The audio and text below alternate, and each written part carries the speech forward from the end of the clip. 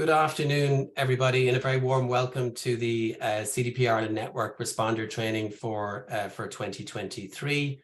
We're very excited to have everyone here today. We have quite an interesting range of things to go through. So next slide, please. So we're going to be starting with an overview of CDP reporting. We're very fortunate to have Nicole, who's the engagement manager for CDP Europe. One of Nicole's responsibilities is Ireland, so she's our main point of contact. And Nicole works more or less hand in hand with the CDP Ireland Network to support responding companies, to help companies who are planning to respond, and to deal with any issues or problems along the way. So we're very fortunate to have Nicole on the call today. And next up then we'll have Grania from the CDP Ireland Network.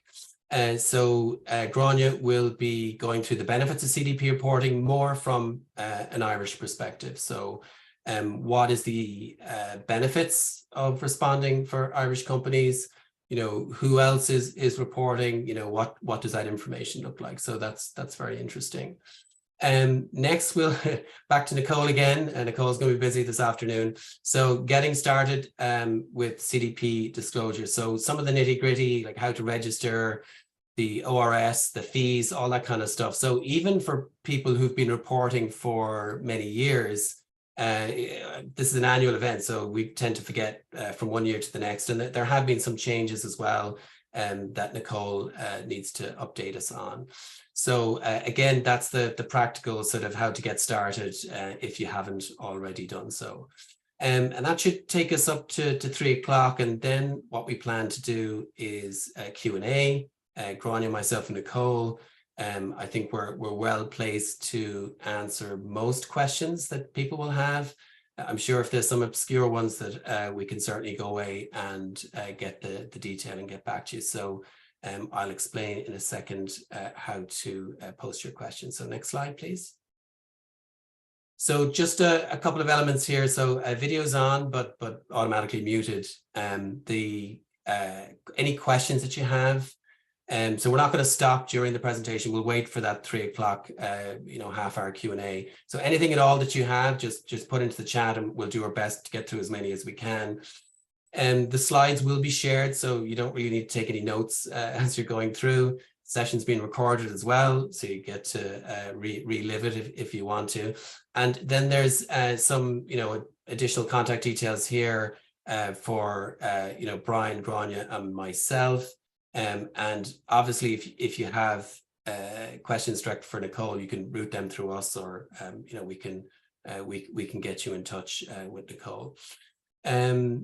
Next slide. So we have CDP Ireland Network. So this session is supported by the CDP Ireland Network in conjunction with CDP. So we don't just do this session. So this is the kind of the preliminary session that we do, but there's also an in-person session as well, and it's going to be on the 7th of June. There's a QR code there. You can get off the slides to get the details. So this is shaping up. We're just talking about this shaping up to be a really good event. There's going to be Carl Downey, who is Senior Technical Manager of the SBTI. For anyone involved in setting science-based targets or looking at science-based targets, you rarely ever get an opportunity to be in the room with someone from the SBTI. So that's a real novelty. We'll have a returning supporter of CDP in Ireland, with Muriel de Backer will be coming back. She's now in Reporter Services, and you'll have the great pleasure of seeing Nicole again in person this time for that event. So I think if you can make it, that's going to be great, and it will get more into the technical detail, and obviously being face to face, you'll have the opportunity to ask more specific questions, etc. So all the details are there, and you can work your way through it. So next, please.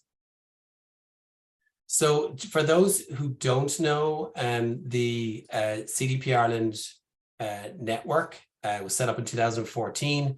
It was originally devised as a local support for CDP. So it is not part of CDP, but it works very much hand in hand, and we have the same objectives. So the broad sort of overarching thing is to share global best practice in addressing environmental impacts. Obviously, we run events, not only this event or the in-person event, but over the years we've done supply chain events, we've done corporate ESG events.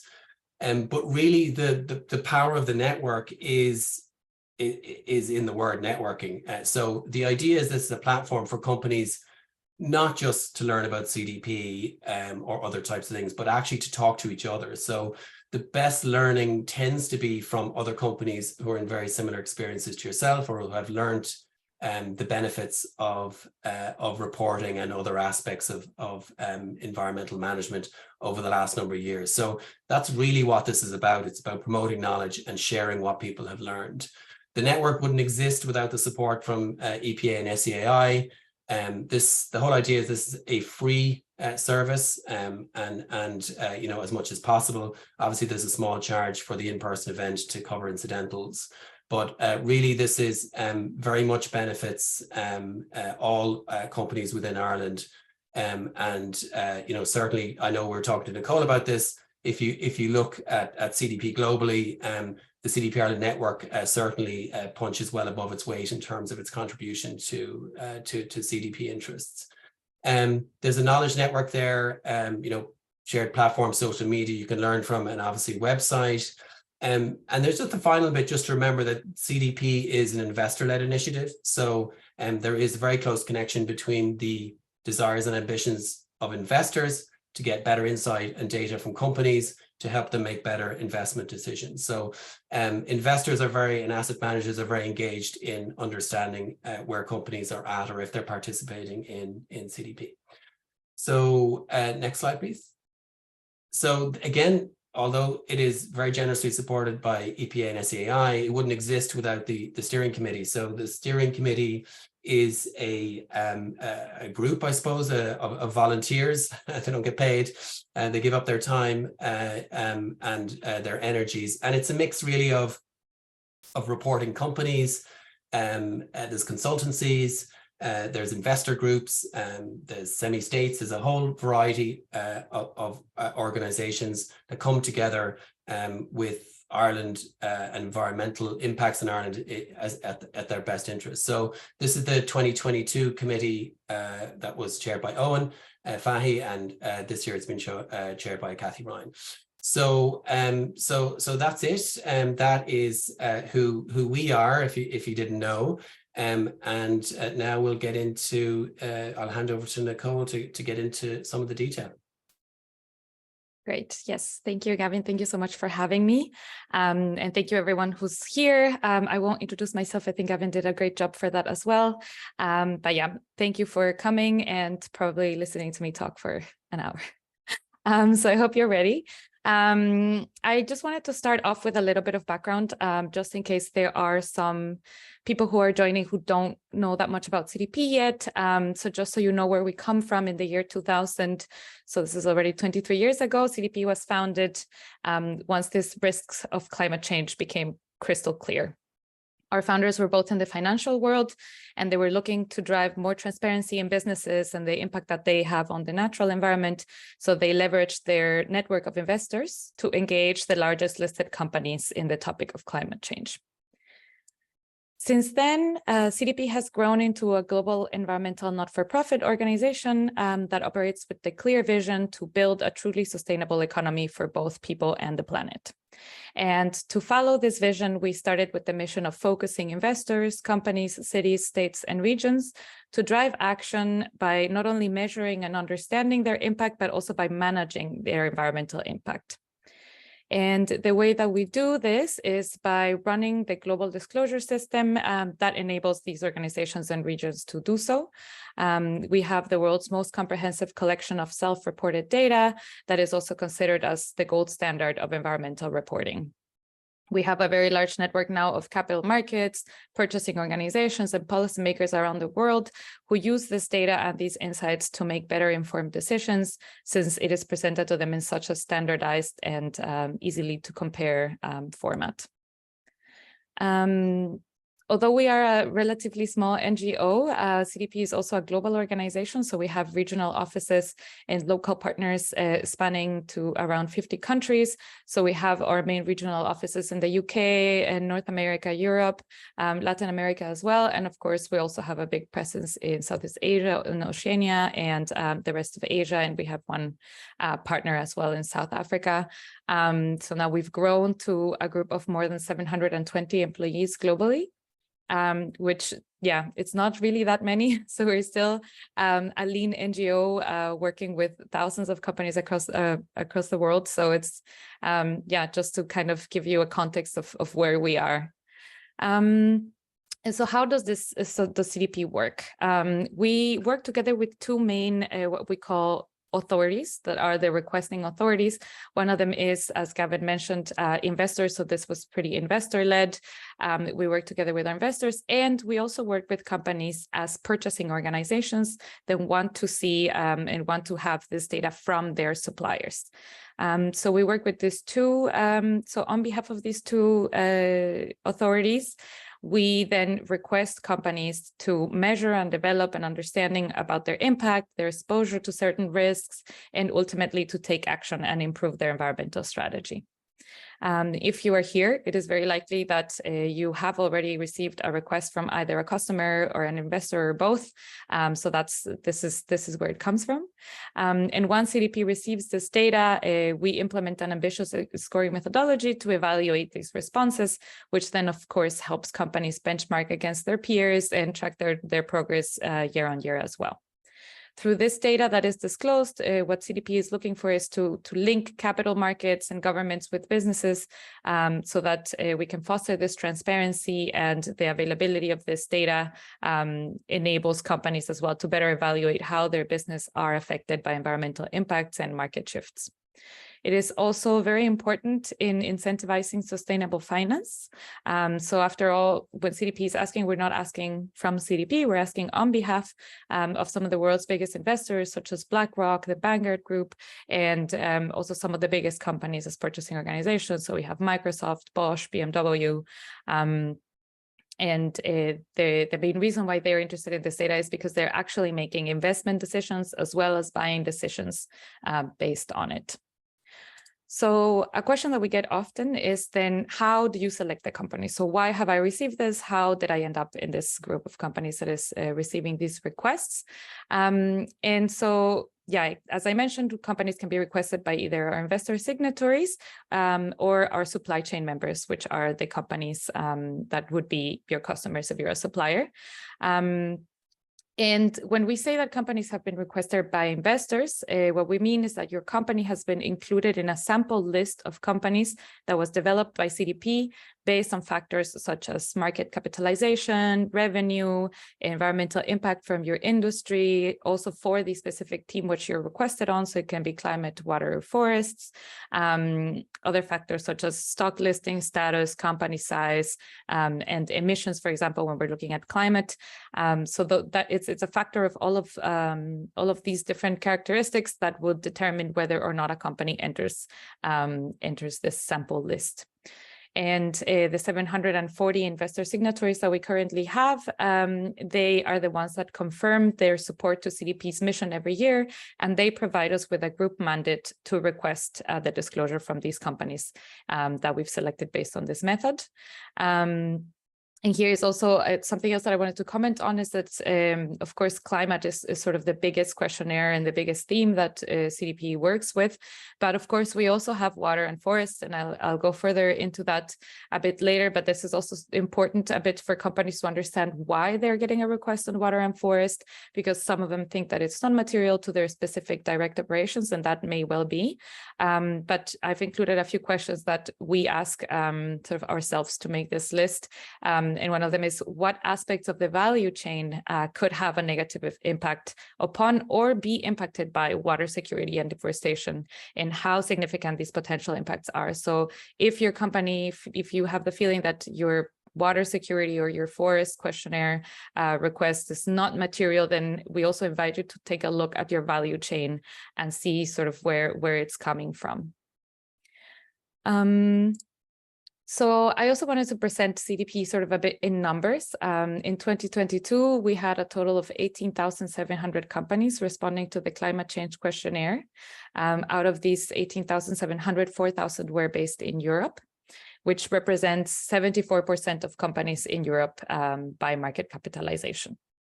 In the last 23 years, also CDP has grown its network successfully. So as I mentioned, now we have more than 740 investors globally. Out of these, we have 270 European investors. And on the other hand of the authorities, we also have now more than 330 purchasing organizations that are members of our supply chain program. And they have a combined purchasing power of $6.4 US. So yeah, these are, I think, that the main way of seeing an overview of all the different stakeholders around the globe that are using our platform, or data, or insights to make better decisions. Then I also wanted to go a little bit into what the benefits are of disclosing through CDP. I think that at this point, it's lots of repetition. I think that we've reached a point, luckily and happily, that it's not needed anymore to sort of give so much context on what the benefits are. And I know that Grania will also get into that a little bit later. But I also wanted to show the benefits of not only giving your data in providing investors and authorities with the data that they need, but also how you can use the CDP disclosure for your own advantage. So first of all, one of the modules that has the sort of the biggest weight in the questionnaires, and this is in all three questionnaires, is the risks and opportunities module. So with this, it helps you uncover your environmental risks as well as identify opportunities. And this is, one of the things that we focus on the most. Due to the level of comprehensiveness that we have in our questionnaires, you'll also be able to internally assess your organization and engage with different departments. So this is not sort of a one man or one woman show. This is actually it is very necessary for companies who want to have a very thorough disclosure to engage with different departments in their companies, which also then leads to the organization being aligned when it comes to environmental strategy, which is also quite important. Then, of course, one of the most relevant benefits is that you receive a score. And by receiving a score, it allows your organization to benchmark against your industry peers, perhaps identify some gaps or learn from best practices in your industry. And similarly, it helps you track your year-on-year progress. So this is also something that I'll touch upon a little bit later. But yeah, the companies that are in the A list did not get there from one year to the next. This is a yearly effort. So this is also very helpful for that.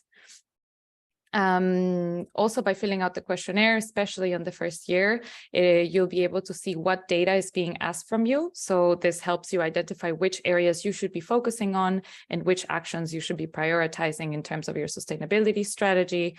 And all of this ultimately improves your reputation, gives you a competitive advantage in a world where regulation and stakeholders are placing more and more importance into environmental issues than ever before, which of course we all know with the new European regulations. And in that sense, also CDP is constantly striving to integrate the latest international standards and recommendations so that you can be prepared and stay ahead of the curve when responding.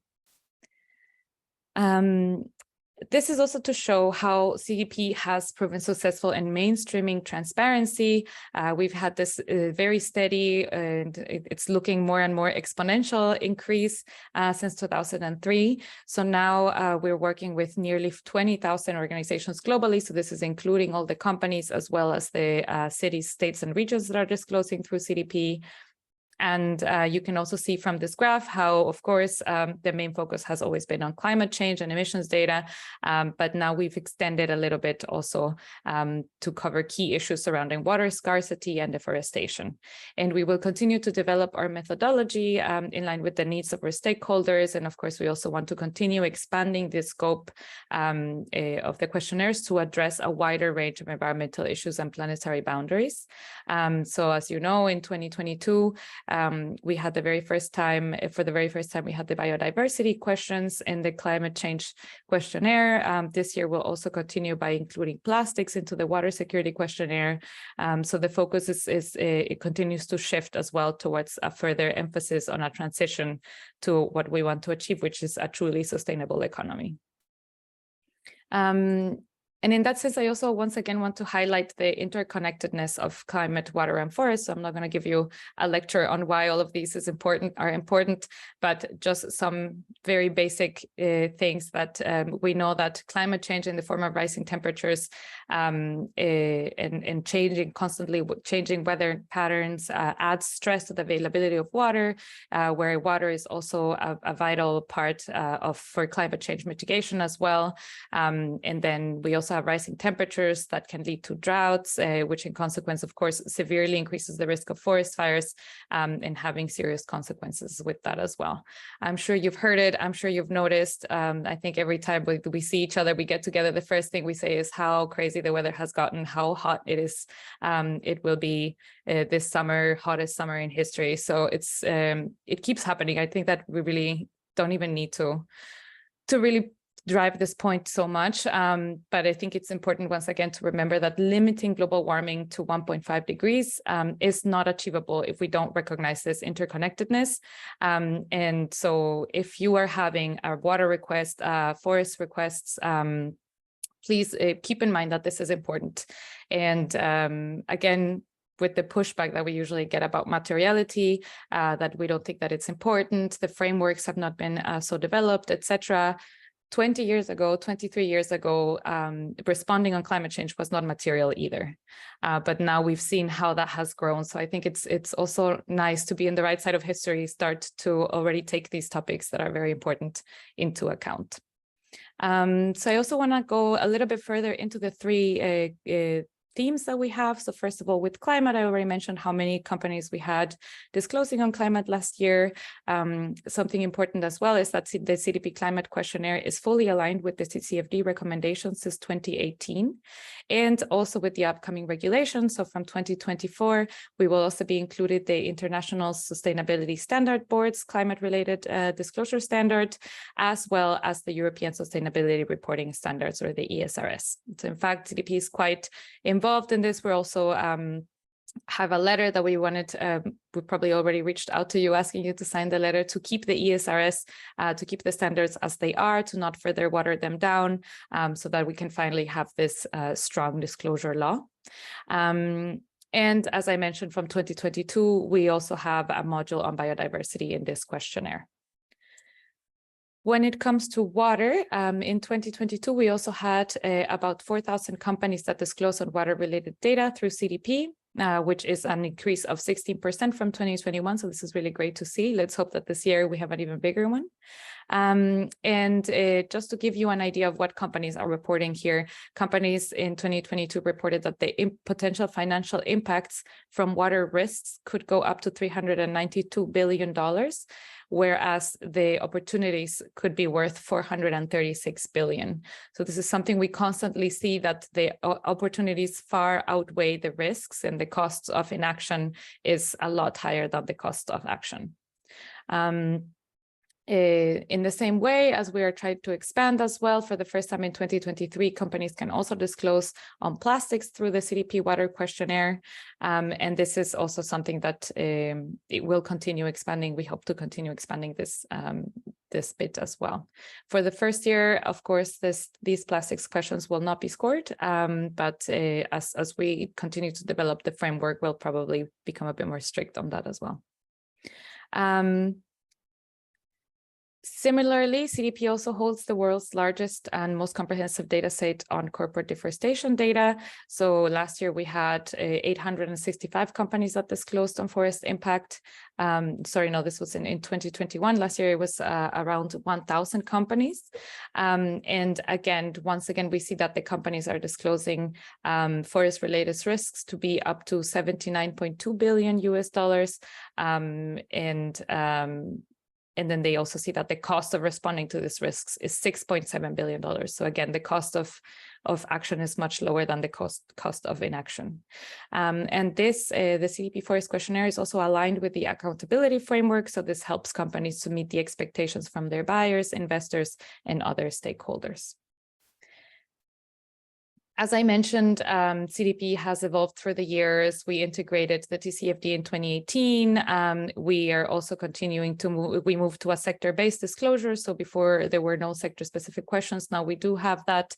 And going forward, we're also investing into our own transformation to make disclosure more user-friendly and accessible by improving our reporting platform. And we also are aiming to expand the E in ESG by implementing more planetary boundaries in the questionnaire. With more forward-looking metrics, like I mentioned, such as biodiversity, oceans, waste, fresh water, etc. So we are also, of course, very focused on the creating and implementing credible transition plans for companies. So this is sort of the aim that we have. Here I also have included this slide just so you can see a little bit more in detail what each questionnaire has. So of course, the climate change questionnaire is mainly focused on GHG emissions and energy data, near and long-term climate terms, and as I mentioned, biodiversity and transition planning. The water security questionnaire is mainly focused for water-intensive sectors. So this is for specific industries. And it also includes questions on water dependence and management, facility level water accounting, and plastics disclosure. And last but not least, we have the forest questionnaire that has 4 different commodities that are scored. So the forest commodities are timber, palm oil, soy, and cattle. And you can also disclose on a further 3 additional commodities for transparency, which are rubber, cocoa, and coffee, but these 3 are not scored. And another important aspect of this forest questionnaire is that it also includes questions on what the plans are to phase out deforestation from direct operations as well as supply chain. This is pretty much the same. So you can see how we have the different modules in all different questionnaires.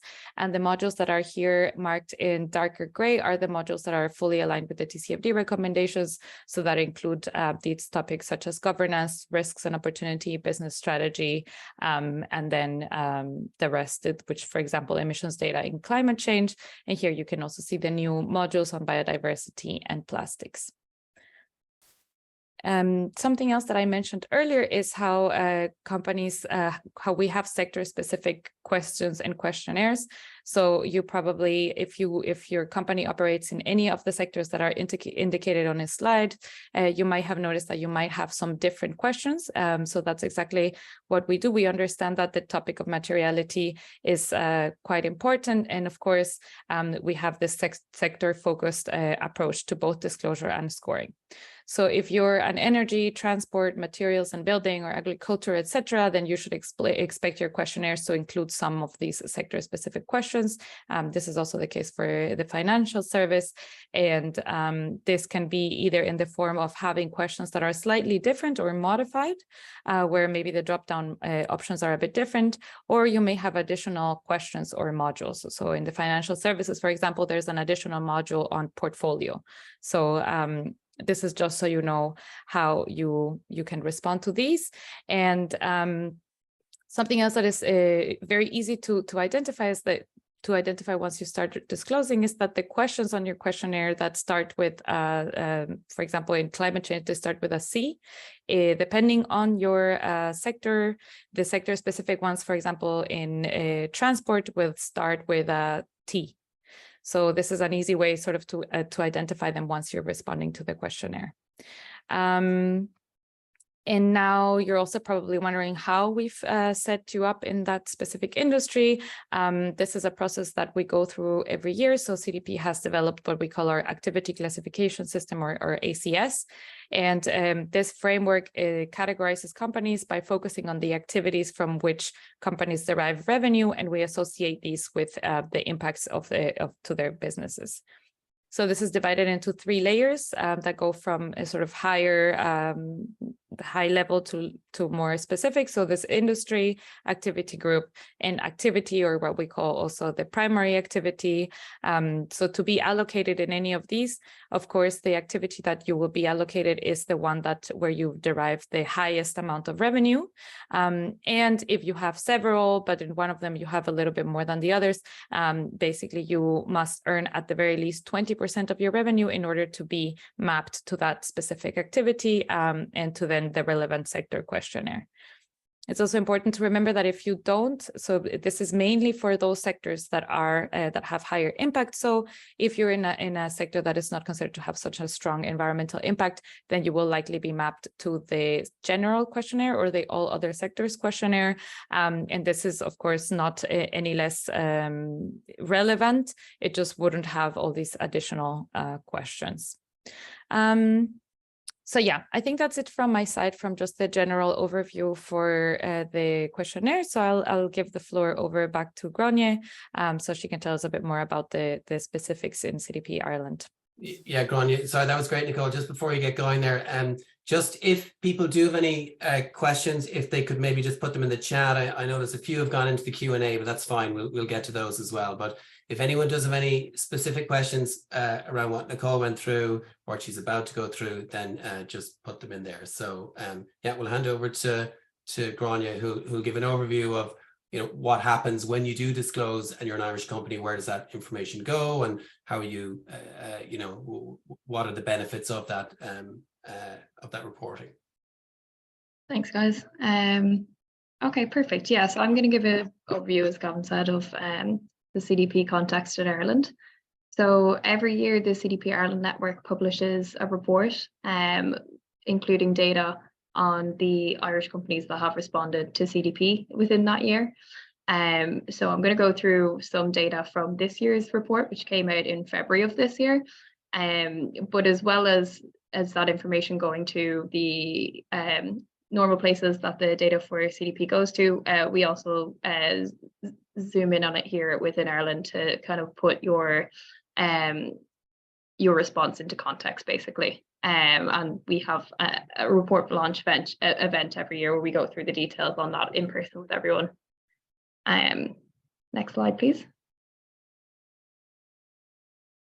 Okay, perfect. So in 2022 compared to 2021, there was a 58% increase in companies who are based within Ireland who responded to the climate change questionnaire within Ireland.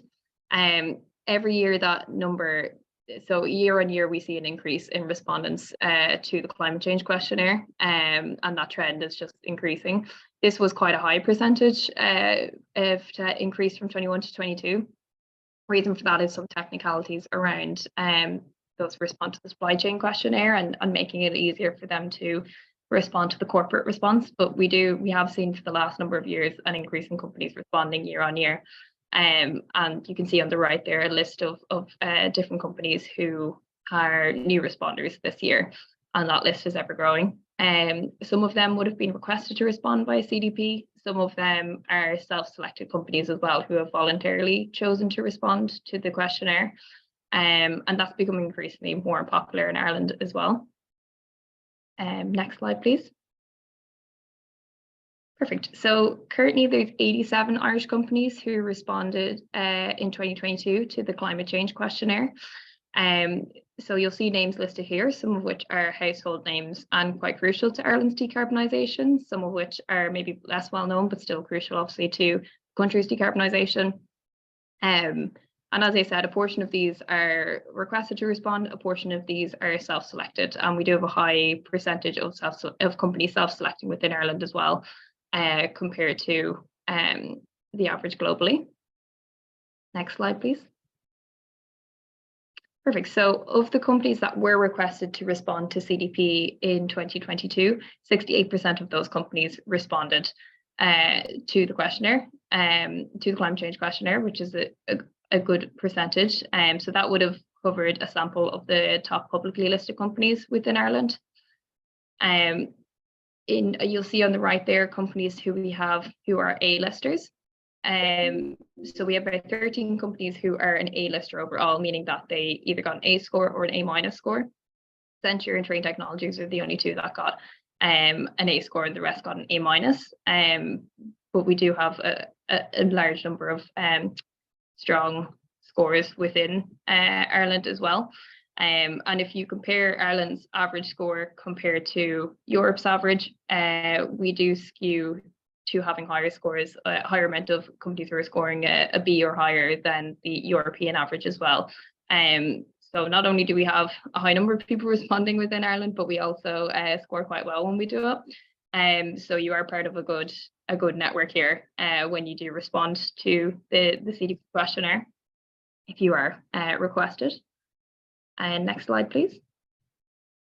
Perfect. So if we zoom out for a second, so on a previous slide, I mentioned there's 87 Irish companies responding to CDP. So what that number means is that there's 87 companies who have their headquarters based within CDP who respond. But there's about 384 companies who report emissions data within Ireland to CDP. So what that includes is multinationals whose headquarters are outside of Ireland, but they have operations within Ireland. So they're still reporting on emissions data within Ireland and certain activities within Ireland as well. And that's also a number that increases every year. So in 2022, there was a 25% increase of companies responding with operations in Ireland compared to 2021. And what that means is that there is a growing number of multinationals who are concerned about emissions data within Ireland and decarbonisation activities within Ireland as well. And you can certainly see that kind of trickle down effect as well. Next slide, please. So there is a certain number of people who respond to CDP because they are requested to by customers in the supply chain program. So 85 companies who are responding to the supply chain program within Ireland in 2022. Now the questionnaire is the same as the overall corporate response. There's just an extra module at the end with supply chain questions specifically for you that will be shared with the customer that has requested you to respond to the supply chain program. The two questionnaires are quite similar, so it is easy to, if you are filling out the questionnaire for the supply chain response, it is easy enough to respond just overall to the corporate climate change questionnaire as well. And I think Nicole will go through a little bit later in terms of there's differences on if you could do minimum and maximum and a few pieces like that on the supply chain questionnaire. But they are largely quite the same. So next slide, please. Perfect. So CDP is often used within companies within Ireland and outside of Ireland as well. But what we've heard over the years is that CDP scoring obviously rewards you for the more aligned you are to best practice in climate change strategy. And a lot of companies within Ireland will use this as a tool to guide their climate strategy and improve over the years. So they might respond in the first year because they're requested, or they want to do it for other reasons, maybe for greater transparency. But the overall questionnaire is quite a useful tool to actually guide your strategy in the area of climate change as well. And some of the points below are some of the key things that CDP rewards within the climate change questionnaire that certainly steered some companies towards. So, for example, science-based targets, which are an emission reduction target in line with the IPCC science to keep global warming limited to 1.5 degree future. And there is criteria in that, and they're third-party validated as well. So they're seen as gold standard or best practice in emission reduction targets. And the questionnaire certainly gears companies towards that. The questionnaire is aligned with TCFD recommendations. I know Nicole mentioned that earlier. so just by filling out the questionnaire, you've already done a bit of a version of responding to TCFD. And I know a lot of companies who then go on to report say in annual reports, maybe sustainability reports, certainly, especially some of them who maybe have operations in the UK and other places where this is coming into regulation.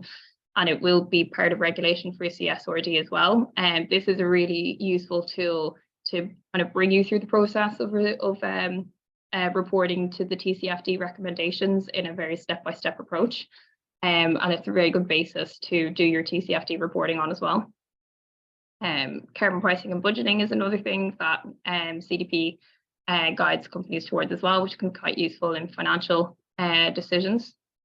Net zero transition. So, particularly in the last year or two, there's been extra questions added on climate transition plans, and particularly how are you aligning your company to 1.5 degree future, not only with targets and decarbonisation initiatives, but also in terms of your financial planning as well. Grid electricity, so gears company towards a higher percentage of consumption, but also self-generation of renewable energy overall. Third-party verification of emissions as well. So that has become, I suppose, standard for a lot of companies to not only do their footprint, but have it verified to an ISO standard or another standard at that third-party stamp, and many others. So the questionnaire is constantly evolving, and there's constantly more that's being added on to keep companies aligned with best practice in climate change. So when the questionnaire started 23 years ago, I think it was mainly limited to emissions data, whereas now there is half the questionnaire is based on your climate related strategy and what you're doing about that emissions number as well. So it's not only for transparency, it's also a very useful tool for companies as well to guide them towards their decarbonisation journey. So that is Ireland's climate context and CDP context. So Gavin, I don't know if you want to add anything to that last piece. Yeah, no, absolutely. And I think, this slide here sort of, highlights that this is a process of starting out with CDP is a process of continuous improvement. And we've been around long enough that we've seen clients and companies at the very start of this process. They're like every company starts at a different stage. They have different levels of data available. They have different level of understanding of what their climate impact is. And what we've seen, certainly, we've seen companies who started out with very little, to do an initial CDP response for climate change is a little bit daunting. It's a bit outside the comfort zone, but the emphasis is not on having all the data and having everything perfect from day one. The emphasis is on working with what you have, making sure that it's not an onerous process for the business. So you spend as much time as is appropriate in terms of gathering data, filling out the questionnaire, getting a response away. But the most important thing is to start. And once an organization starts it, you automatically then are in a process of continuous improvement, because you go, oh, certain questions have been raised about, what does the company, what are risks and opportunities, what are the detail around that, and that starts a whole process internally, and it certainly encourages companies and encourages people within the business to get more interested in it. The letter score that you get is not really that significant initially. It tends to be more internally driven, but from investors' perspective, they're just more interested, are companies doing CDP or not, right? So we've seen companies that has taken 7 years to get from they start out, they get a D, and they eventually end up with an A. And for other companies, they can start the process and get an A- in 2 years or whatever it is. So it's not and a lot of people get focused on what their competitors are doing, which is very normal, and what letter grade they get. But the real value on it that we see is it starts out as something quite straightforward. We've got to get the questionnaire filled out and we've got to get in by a certain time. But the real value on it is not the increasing letter score. It's the impact that it has on the business, and it really does provide a centralized platform for all these other good things as well, you know, such as TCFD and science-based targets and all the various other things. So it really does, you know, the CDP process helps companies to focus on what elements they need to detail, and then helps to report it out. So the other huge advantage as well, once you have a CDP response and you make it public, you can quite happily share that with clients, with, you know, potential customers, and with other stakeholders throughout your business. You don't have to separately report out to them all the different things you're doing. It's all contained in one document, and it makes it very easy to respond to many of the requests that you get. So do you have anything else to add to that, Grania, or we will hand over to Nicole? No, you can hand over to Nicole. Thank you. Okay, perfect. Thanks, Nicole. Great. Yeah, and yeah, I mean, I fully agree with everything that both Grania and Gavin said, and I won't bother you anymore with why you should do it. Let's just get into how. So once you are starting with CDP Disclosure, an important thing to keep in mind is that within our platform, so within our webpage, we have two different elements. We have, on the one hand, the response dashboard, and on the other hand, we have the online response system. So the dashboard is anchored on the CDP website and is what you see whenever you log into your CDP account on our website. Within this dashboard, you can see your investor and customer requests. If you have any this year, you can activate your questionnaires, manage all the users and their roles. You can also see previous scores, responses from previous years, and yeah, any other score reports that might be applicable to you in the previous years. You can also access our guidance tool and documents through the website, which I will show you in a moment how you can do it. And something else important about the response dashboard is it's always there, it's always open. You can go there and you will always have access to it. On the other hand, we have the online response system. This is the system where companies fill in their questionnaires. So this is where you go and you work into your questionnaire, you submit your response. This system is only open between April and September usually. So this is the platform that is open only for a specific amount of time in the year, where we give companies enough time to fill in the questionnaires. After the ORS has been closed, it is not possible any longer to make any changes, to submit any further questionnaires. So that's also important, so that after a certain period, usually at the end of September, you will not be able to access the ORS anymore. Among other things that you can do there is, as I said, work on your questionnaires, submit them, access exports of Excel and Word of your questionnaires, and as well as view the terms for responding. But let's start off with the dashboard. So this is what the dashboard looks like. This is what you see when you log in. If you have been a nominated contact for your company for this cycle, then you can just sign into your account and you will see the response dashboard. If you are not redirected to this page automatically after you sign in, that you can also access. You can request access by clicking on your initials on the top right. So as you can see here on the top right are my initials, and you click on that. And if you go down to the response dashboard, this is where you should be able to see what we call the corporate dashboard. So this is where you see what you see if you're sort of connected to your company and associated with your organization to access the response. If you continue scrolling down in the in the response dashboard, you'll find different sections, and some of the most important ones are the users one. This is where if you become a main user, so I'll talk about what that means in a second, but if you're the main user of this dashboard, then this is where you're able to add other users, add other colleagues that might want to also contribute to the questionnaire. And so, yeah, this is also important to note that the main user is, again, tied together to the opening of the ORS. So you can only add and remove users during the time where the online response system is open. Before that or after that, you can contact me or contact CDP in general, and we can do it for you. But during this time, then you can also do it yourself. So that's also quite useful. And also in the response dashboard is when, if you're responding to the questionnaire, you'll be able to also see the payments block where you can raise the invoice and pay your administration fee. You can see, for example, here at the bottom, the climate change block. So this is the blocks of the different questionnaires that you've been requested to. And as well, you can see who has requested you. So I know it's in the bottom of the page, but you can see this little red text that says all requests. So if you click on that, you'll be able to see whether or not you're requested by investors, by customers, and if customers have requested you, which customers those are.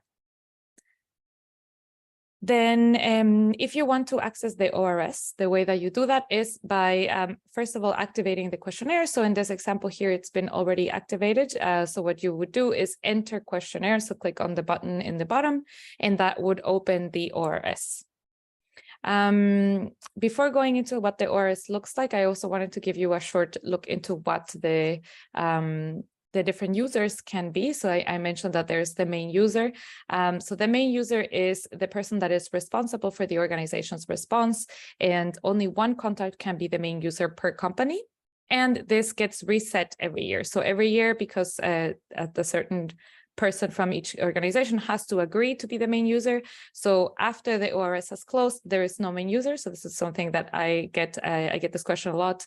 Why am I not the main user? What happened? Something happened. Yes, the main user role is basically remove, reset once the platform closes. And once it opens again, you as with the contributor role, you will join and become the main user once again. As I said, the main user has all of the biggest responsibilities, so they can access the organization response, enter data, but they can also submit the questionnaire on behalf of the organization, accept the terms for responding, handle the payment, they control the access of other colleagues to the questionnaire as well, so add and remove users, and is also the key contact point for CDP to relating the disclosure period. So if we have any important information to send, we will be sending it to the main user. Unfortunately, it's not possible because of our systems to have more than one person. So yeah, the main user will be the one person receiving all of the most important information during the disclosure cycle. Then we also have the contributor role. So this is pretty much everyone else.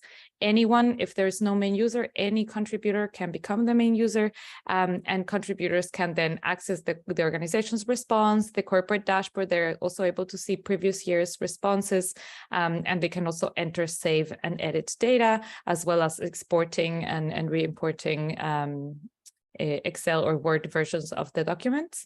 And then last but not least, we have view only.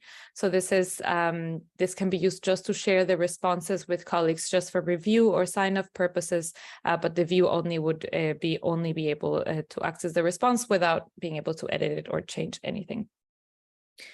So the main user interface is slightly different as well, because they can add new colleagues as well. And here they can also change the role. So if you have someone that was contributor last year, but doesn't need to be involved this year, you can switch it to view only or fully remove the contact. Similarly, if you have new colleagues, then you can use the button at the bottom and just add a new user, add the name, and they should receive the right link so that they can then access the questionnaire. Now, if you enter the online response system, this is what you will see. So I've made a little red square on top of on the top of the screen. This is where the most important functions of the website are. So the save button, please use it often. Also, if you want to share, if you want to submit, import answers, export responses, and the audit log, which is also quite important. On the top, you'll also be able to see this blue bar. So this blue bar shows you the progress of your questionnaire. So how many questions have been answered so far. Here you can also see the number of how many those are. But here, please note that even partially responded questions, so if there's a question that has several data points that need to be added, if you've responded to some of them partially, they will appear as being fulfilled. So it will be fulfilled here in the progress bar. So this is also something important to keep in mind. And here we have this navigation button as well. So if you click on this little arrow, you will get the navigation menu where you will also be able to see all of the modules. And you also have the option of selected all unanswered questions. So if there are any questions that are fully empty, you can click on that and it will show you which those are. But again, if there are any partially answered questions, they will not show as unanswered questions. So this is just important to keep in mind so that you avoid leaving any blanks. Another tip is save your work regularly. So if you're working on the questionnaire, you can click on the save button and you'll get a little blue pop-up. So make sure that blue or green, I believe, pop-up is happening. Otherwise, it might not be saving your progress. But if you want to check whether or not your progress was changed, you can always check the audit log. So the audit log is basically a log that is, we cannot alter it. It just records every single change that has been made to the questionnaire. So if you have made any changes that were saved, it will be shown in the audit log. Now I'm going to go through a bunch of this versus that slides, just because the CDP system is quite complex. And yeah, so I'm going to debunk some myths and clarify some questions that I get a lot. So the first is scores versus responses. We often get companies being confused a little bit between their score, the response, what really is the difference. So the score is the letter that defines your company's performance in the CDP questionnaire. So this can go from A to A minus, B, B minus, C, C minus, and D, D minus. You can also have an F. An F is given to companies that have failed to submit a request through CDP, but this, of course, does not represent your company's environmental stewardship. It's simply that you have not submitted enough information for CDP to be able to evaluate it. So if you see an F, that's what that means. It doesn't mean that you're not doing well, but we don't have the information on it. And the rest of the letters belong to the levels that are shown here. The response, on the other hand, is the actual text that you are writing into the answers of the CDP questionnaire. So it is possible, I think that one of the reasons why there is a bit of confusion is because for both elements, so for score and responses, there are certain instances in which you can have a private a private score or a public score, and a non-public response or a public response. So this is also a bit of a confusing topic, but exactly. So this is the main difference between these two. And if we're talking about the response and what a public response versus a non-public response means, a public response means that it will become available for the requesting authority, so your investors or your customers, as well as be publicly available on the CDP website. So if you enter the CDP website, you can log in as an individual, and you have access to up to 20 free responses, and these responses are obviously the public ones. So this is how these will be shown. On the other hand, you can also have a non-public response. This can be in the case of if you believe that the responses that you're submitting have a competition or a competitive or sensitive data in the responses. So you can also decide to have a non-public response. This, however, will still be available for the requesting authority. So the investors or customers will always be able to see your response, but then it will not be available on our website. And it may also be used as aggregated data only in CDP response reports and studies. Something important to mention here is that having a public response, of course, is what CDP encourages just to foster transparency. We also recommend it for the peers, as well as I mentioned, everyone has access to 20 public responses. So if you want to see how your peers are doing and they have a public response, you can go ahead and do that. So we want to foster that sort of sharing the knowledge. And it is also a criteria to be in the leadership level. So in order to receive an A- or an A, it is necessary that your company has a public public response. So what CDP usually does is if we, once we're in the process of the score, if we notice that there are some companies that don't have public responses that might reach these levels, then we usually communicate that to them. So obviously not communicating the score, but letting them know that they still have a chance to change their non-public response to a public one. And this can be done at any time, also retroactively. So if from now your company no longer wants to share a public response from 5 years ago, you can also contact us and let us know.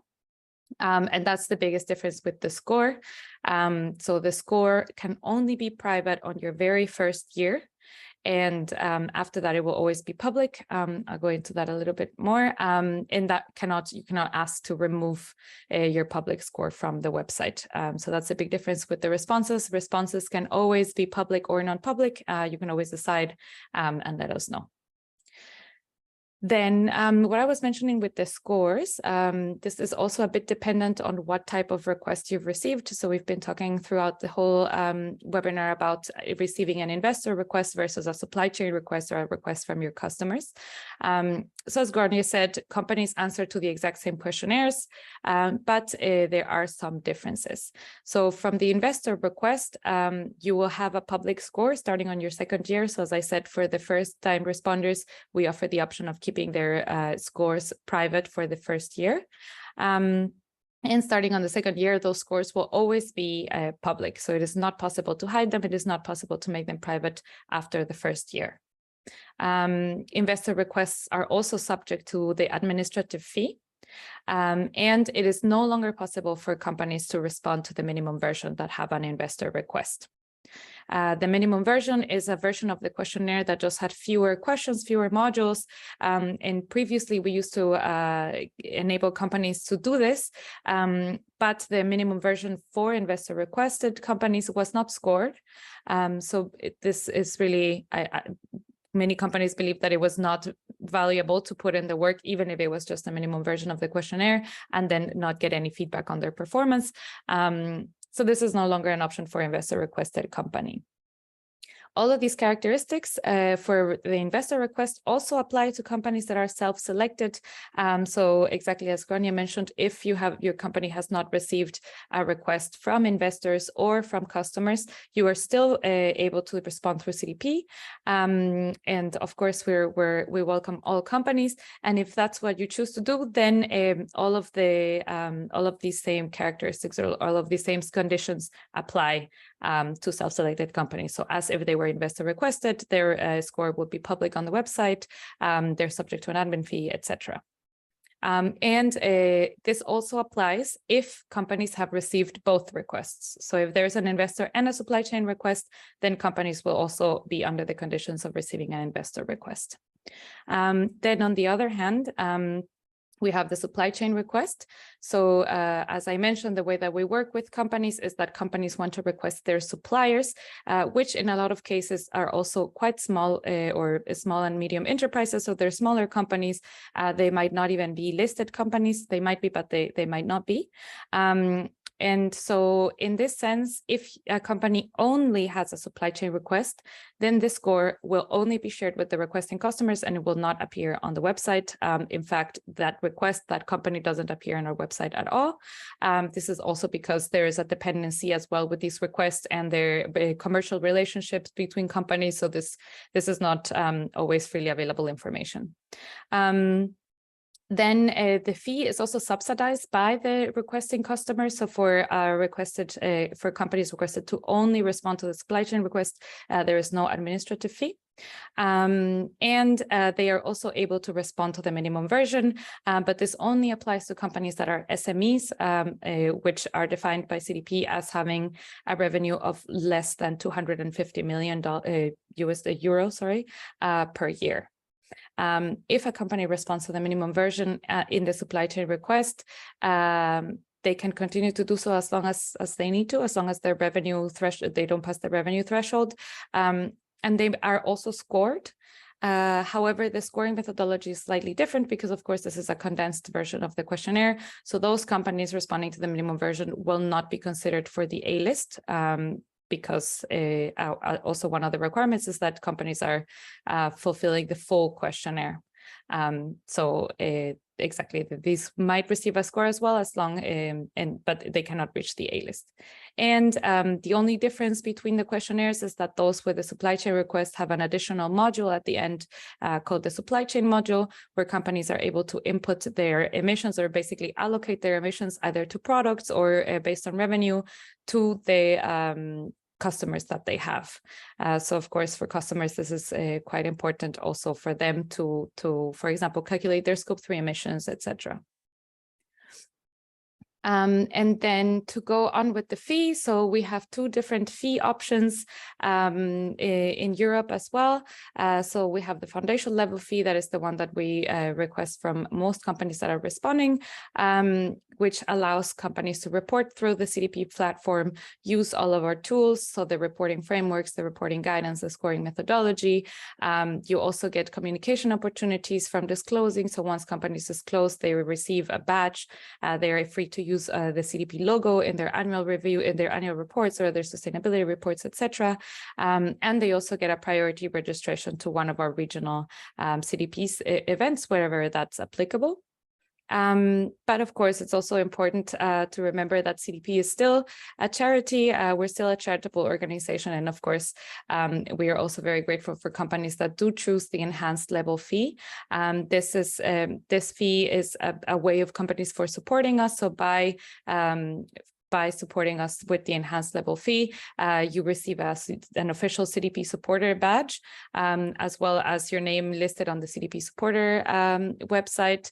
You also get an increased access to 100 company responses of your choice instead of only 20, and you receive some other perks, such as a detailed CDP benchmarking report, where you can choose 10 companies of your choice that have a public response and compare in different aspects of your responses. And you can also get a screening of your top 50 suppliers to understand their environmental action in your supply chain. So of course, again, as a charitable organization, we're also very grateful for those companies that do want to support our mission with the enhanced level fee, and we offer these additional benefits for those. So now I'm getting to the end of this section, and the last bit of the resources that I would like to give companies is the CDP Disclosure Platform Guide.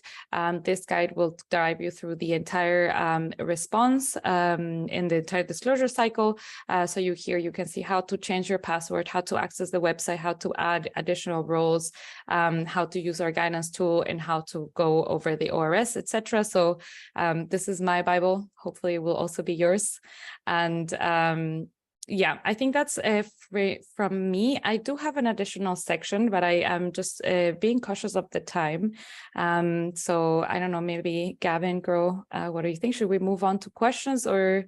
Yeah, well, there's not a huge amount of questions so far. So I don't know if people are being a bit shy, or we're actually answering everything they want to know. So yeah, I think we have time if you want to just go through it. All right, I'll just go through it, and then if we have some questions coming in, then I'll allow them to interrupt the flow. So yeah, so the last thing that I wanted to go into is a little bit more about what our scoring methodology looks like, and this is also based on sort of my relationships with the companies that I work with, just to answer sort of the biggest questions in that sense. So the scoring approach that CDP has is that we have a threshold approach. This means that each level has a threshold, and in order to receive a score on the next level, you need to first pass this threshold. So the scores are calculated as a percentage for each level, and then the thresholds, for example, in this chart here, we can see that in disclosure, to go from disclosure to awareness, there's an 80% threshold, from awareness to management, 80%, etc. So this has changed, as you can see. For now, this is 80% for most of the levels, and it's also 80% within the leadership level. So you need at least 80% of the leadership criteria in order to get to the A-list. This is what we want to incentivize with this approach is having a complete reporting. So the lower levels, let's say, so disclosure and awareness, are focused more on disclosure, meaning is there information there? So just answering as many questions as possible. And awareness is more about consistency. So do the breakdowns of emissions match the global emissions, etc. So just starting off with the foundation of good reporting, so having anything to report and having concise and coherent reporting, and then moving on to more sort of complicated matters such as how to manage well, how to apply best practices in your strategy, etc. I've also included here the link for the scoring introduction where you can further see details on this topic. So once you respond to CDP, once you get a score, you also receive a dedicated score report. So this score report is what we are able to give all companies, which then includes a bit of a benchmark. You can see how you're doing among the average performance in Europe, in your own industry, in your activity group, etc. And we also you're also able to see then a breakdown of your scores based on the categories that have the highest impact. So as you maybe remember from the modules, so each one of those modules pretty much represents each category. So then you can see which ones where your biggest gaps might be and where you are already reaching the best practices. Something else that we also offer companies once we do disclose once we release the scores is we offer a service for score feedback calls. So this is a 45-minute call that you have with your account manager at CDP, where we dive into this score report and into each one of the categories just to talk about which questions are the ones that have the highest weight in those categories and where you might be able to fill these gaps. For the next year, of course, we don't go question by question. It's only 45 minutes, but this is something that many companies quite appreciate, just having this high-level overview of their companies. Of course, this is a limited service that we can offer companies. So yeah, just a little shout that once you get your score release, we'll probably include a line or two about this upcoming score feedback call. So if you're interested, keep an eye out for that. And I also wanted to give some of the most important tips for responding. So the first one is to use all of our available resources. I think that this is really great from CDP to have all of these materials freely available on the website. On the other hand, of course, I know that it is a lot of materials, there's a lot of documents to go through. So of course, if you have any questions, then feel free to reach out to me or to your account manager if it's not me, so that we are able to, at the very least, guide you in the right direction to where you can find the resources that you need. Then we also recommend companies to having a look at A-lister responses. As I said, these are publicly available in the CDP's website, and then you can also see many times other companies in your industry that might be having best practices that you will learn from. So this is always a great resource to look at. As I mentioned, one of the basics of responding to the questionnaire is disclosure. The disclosure level only sees whether or not the cells are full. So if there are any empty cells, the disclosure criteria is immediately not fulfilled, which then cascades into all the others. So this doesn't allow you to reach the threshold, etc. So leaving blank cells is one of the worst things you can do. So just fill in the questionnaire as much as possible. In many questions, we offer the option of saying we do not have this data and then explaining why you don't have this data yet. So I know that it can be overwhelming sometimes. So yeah, do your best to avoid leaving blank cells. But if there's no other way, we still recommend to submit a partial response over not submitting any response at all. Then also it's important to ensure consistency throughout the questionnaire. So the questionnaire wants to ask many questions several times in different ways. So for example, you'll be asked for your global emissions and then for the breakdown of your emissions by country. And it's important that these answers are consistent so that the sum of the breakdowns are the same as the overall global emissions, etc. So this is quite important. So make sure that all of those sums to keep consistency throughout the questionnaire.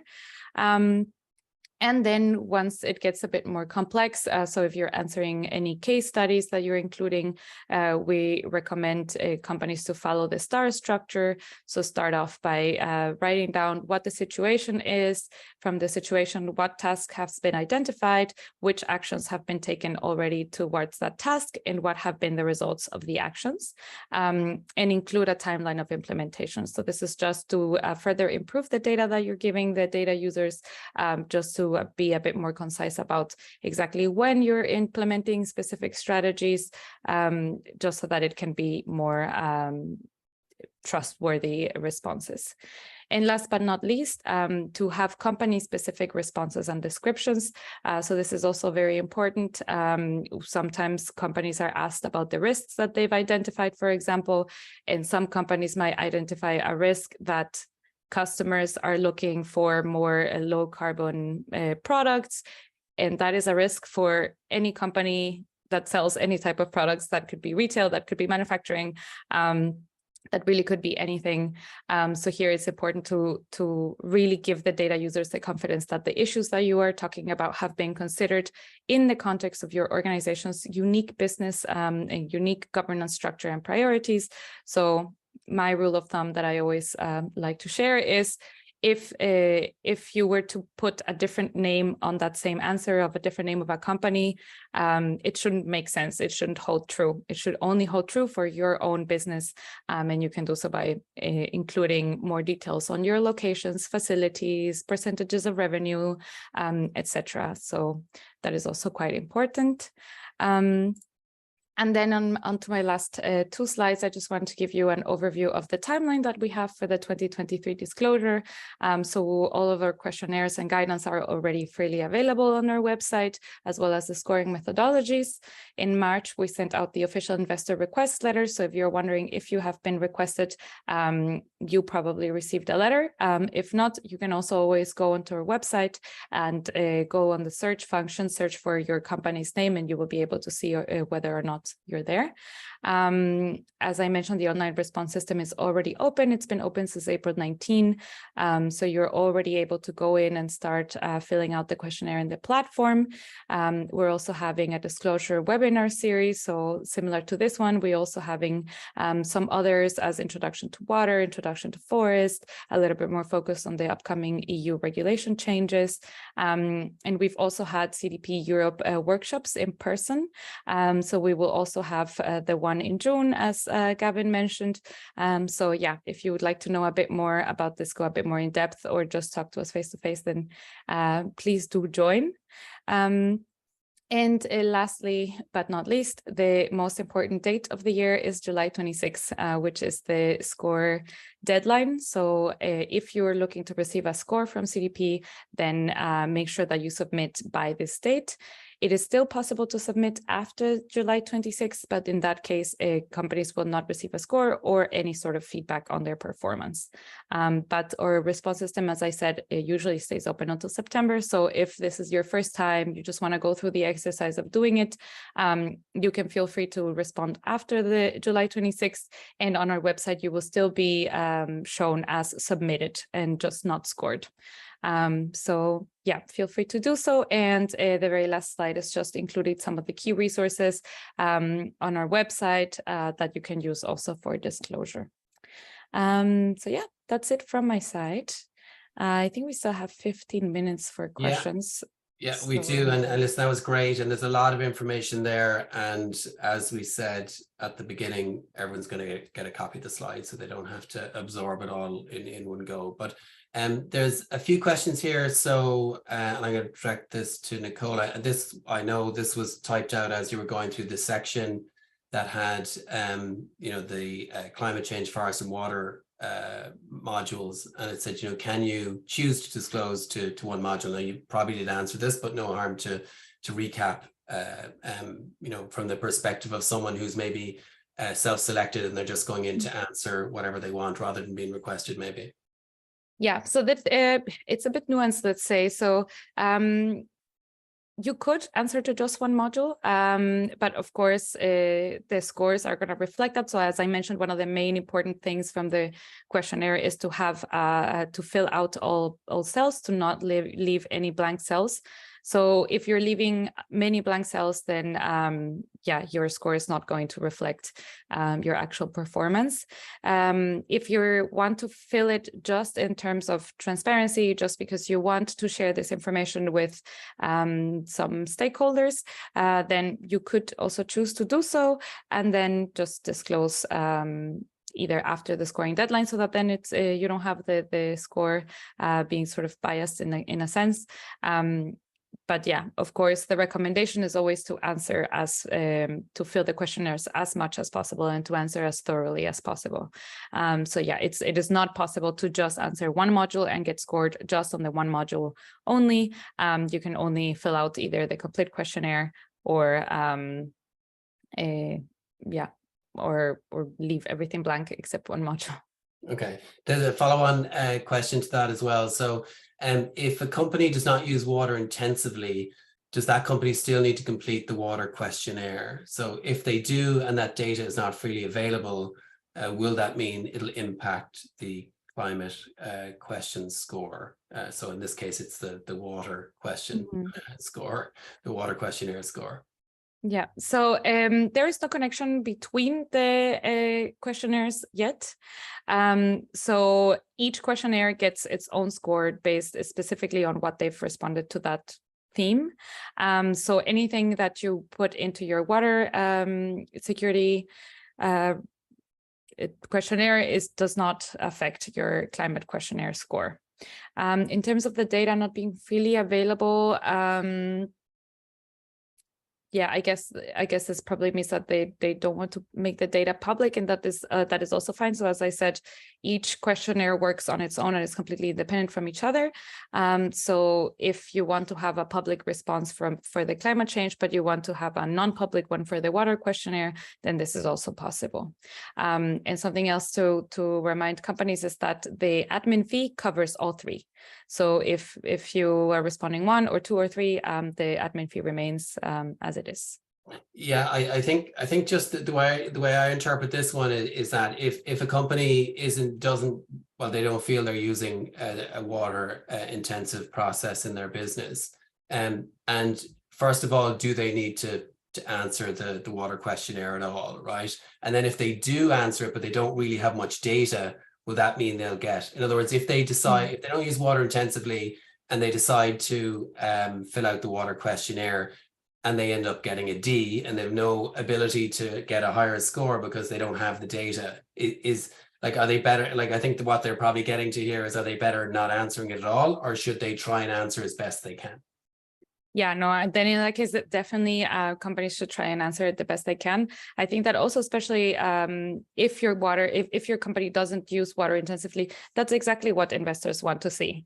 That's exactly the type of businesses that companies want to engage in. This is also, for example, connected with the EU taxonomy.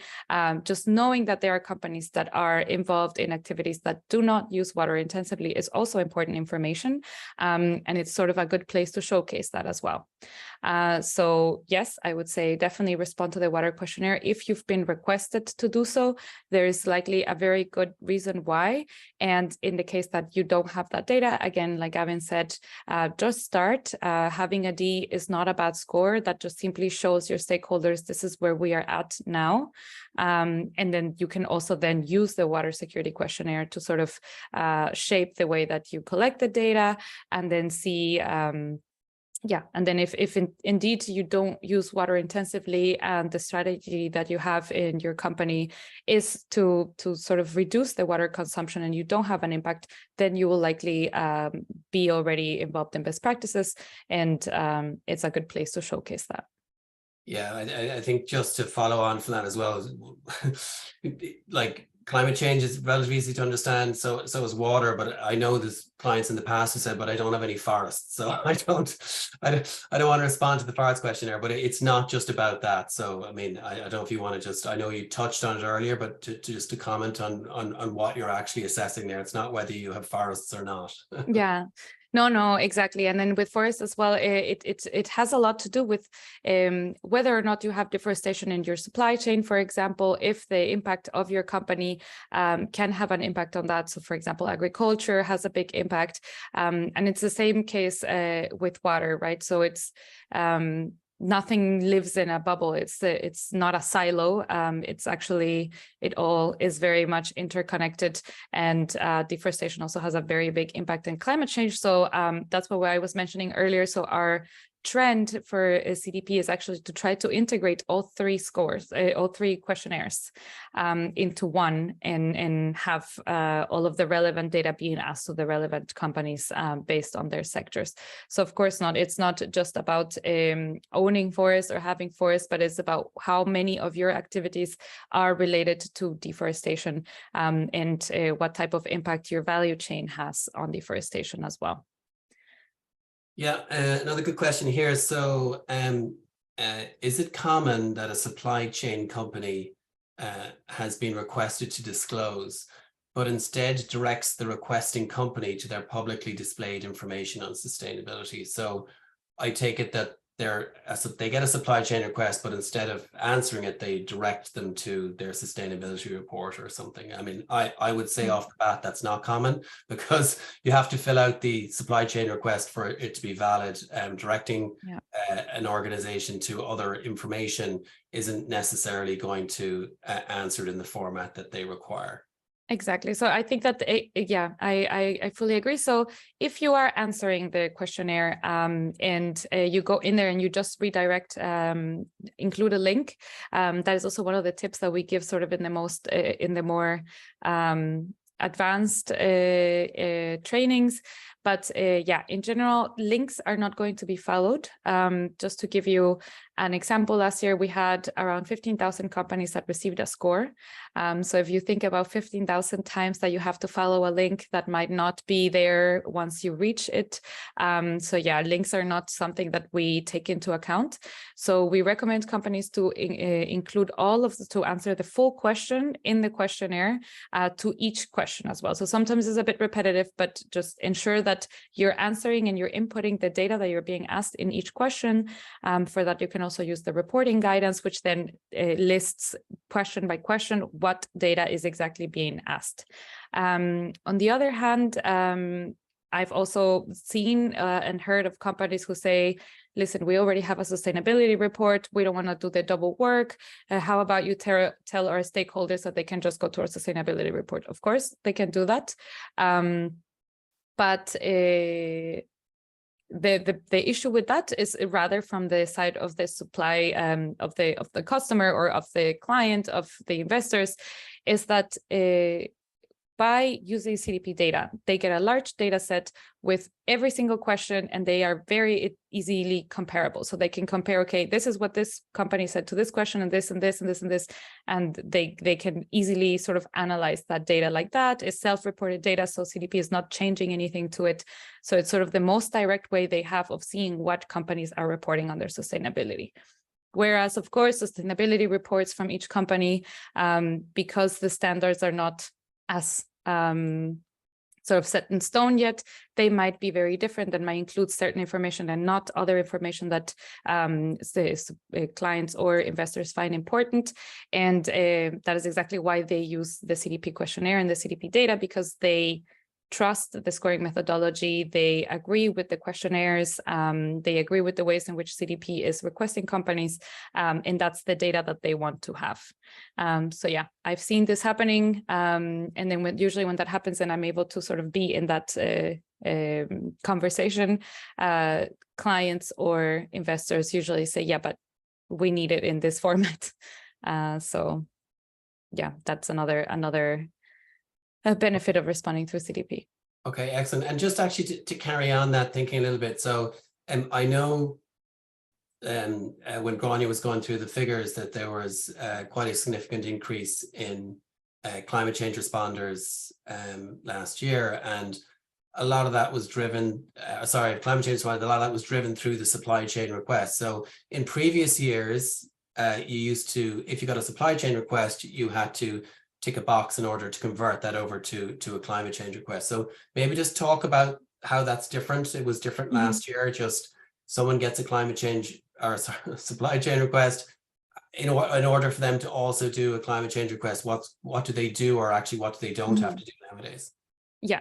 So previously, as you mentioned, so you could either get a customer request, investor request, or both. But if you just got one or the other, or if you got both, you could then select whether or not you wanted to respond to the investors or to the customers. CDP is already quite a complex system, and I'll be the first to admit that and to suffer from it.